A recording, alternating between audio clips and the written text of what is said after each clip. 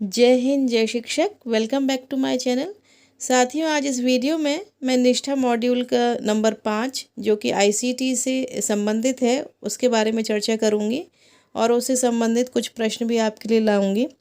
तो आईसीटी यानी कि इंफॉर्मेशन एंड कम्युनिकेशन टेक्नोलॉजी, ये एक ऐसी विधा है जिसके द्वारा हम अपने जीवन में दिन पे दिन तरक्की करते जा रहे हैं। तो इस मॉड्यूल का उद्देश्य है कि इसको पढ़ने के बाद हम आईसीटी का अर्थ स्पष्ट कर सकेंगे, विषय वस्तु के मूल स्वरूप और शिक्षण अधिगम की नीतियों के अनुकूल उपयुक्त शिक्षण साधनों की पहचान कर सकेंगे, विविध विषयों के लिए शिक्षण अधिगम व मूल्यांकन हेतु ई कंटेंट, डिजिटल या इलेक्ट्रॉनिक रूप में उपलब्ध सामग्री, उपकरण, सॉफ्टवेयर, हार्डवेयर की जानकारी प्राप्त कर सकेंगे और आईसीटी विषय वस्तु शिक्षण शास्त्र समेकन के आधार पर शिक्षण अधिगम रूपरेखा निर्माण एवं क्रियान्वयन कर सकेंगे। यूनेस्को के अनुसार आईसीटी विभिन्न श्रेणियों की तकनीकी उपकरणों और संसाधनों का उल्लेख करता है जिनका उपयोग सूचनाओं के निर्माण, संग्रहण, संचारण, साझा करना या आदान प्रदान करने के लिए किया जाता है। इन तकनीकी उपकरणों और संसाधनों में कंप्यूटर, इंटरनेट, वेबसाइट, ब्लॉग और ईमेल, सीधे प्रसारण की प्रौद्योगिकी, रेडियो, टेलीविज़न, वेबकास्टिंग, रिकॉर्डेड प्रसारण प्रौद्योगिकी यानी कि पॉडकास्टिंग, ऑडियो और वीडियो प्लेयर और स्टोरेज उपकरण और टेलीफोन यानी कि फिक्स्ड और मोबाइल उपग्रह दृश्य वीडियो कॉन्फ्रेंसिंग आदि शामिल हैं। तो इसके द्वारा हम डिफरेंट टेक्निक्स को जानकर अपने शिक्षण को और प्रभावी बना पाएंगे। तो चलिए शुरू करते हैं अपना वीडियो और देखते हैं कुछ प्रश्न। यदि अच्छा लगे तो लाइक और शेयर ज़रूर कीजिएगा। 5 जो कि आईसीटी यानी कि इंफॉर्मेशन एंड कम्युनिकेशन टेक्नोलॉजी पर आधारित है, इसमें सबसे पहला प्रश्न है आईसीटी का फुल फॉर्म बताइए। तो ये तो मैंने अभी आपको बता ही दिया कि इंफॉर्मेशन एंड कम्युनिकेशन टेक्नोलॉजी। प्रश्न 2 है आईसीटी क्या है। तो इसका उत्तर है आईसीटी को उपकरणों व संसाधनों के रूप में परिभाषित किया जा सकता है जिसमें नेटवर्क आधारित नियंत्रण, निगरानी, प्रबंधता के लिए भी उपयोग किए जाने वाले किसी भी संचार उपकरण का ऐप्स शामिल होते हैं।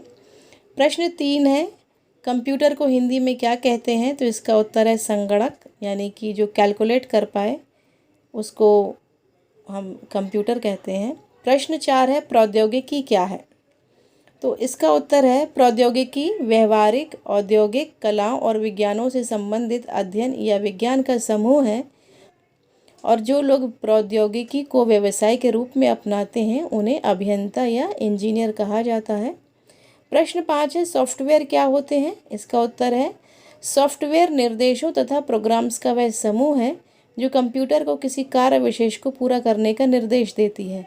यह यूज़र को कंप्यूटर पर काम करने की क्षमता प्रदान करता है।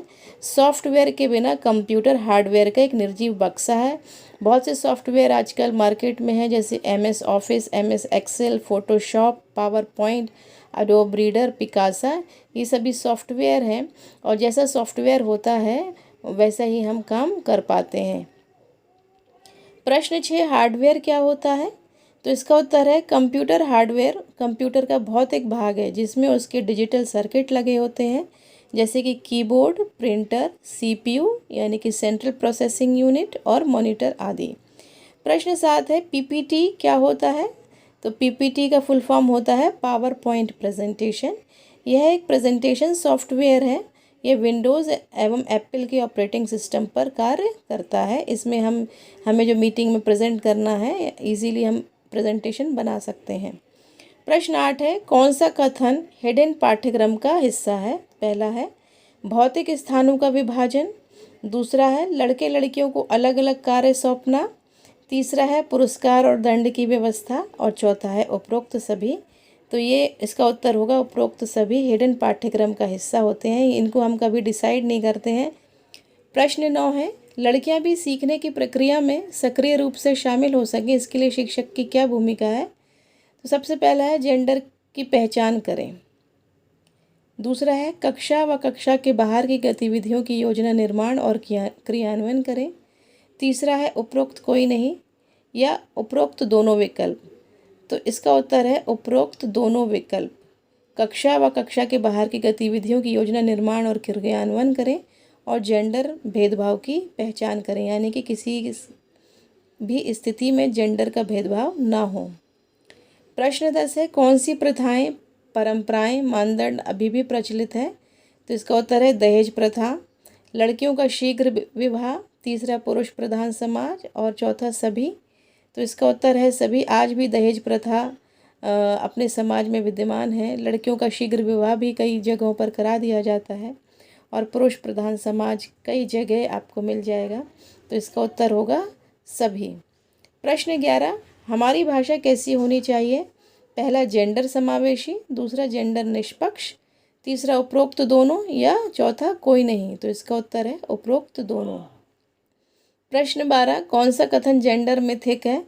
तो पहला है महिलाएं आश्रित होती हैं, दूसरा पुरुष व स्त्री सक्षम होते हैं, तीसरा महिलाएं शक्तिशाली होती हैं और चौथा पुरुष व स्त्रियां दोनों बहादुर होती हैं।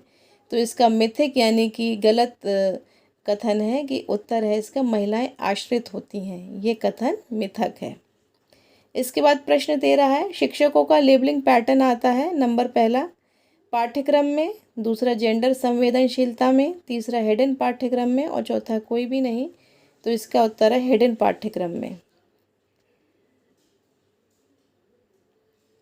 प्रश्न नेक्स्ट है, कक्षा में प्रवेश करते समय शिक्षकों को त्याग देना चाहिए? आत्मसम्मान, स्वयं का पूर्वाग्रह, उपरोक्त दोनों या और कोई नहीं। तो इसमें उत्तर होगा स्वयं का पूर्वाग्रह। कक्षा में प्रवेश करते समय शिक्षकों को हमेशा स्वयं का पूर्वाग्रह त्याग देना चाहिए।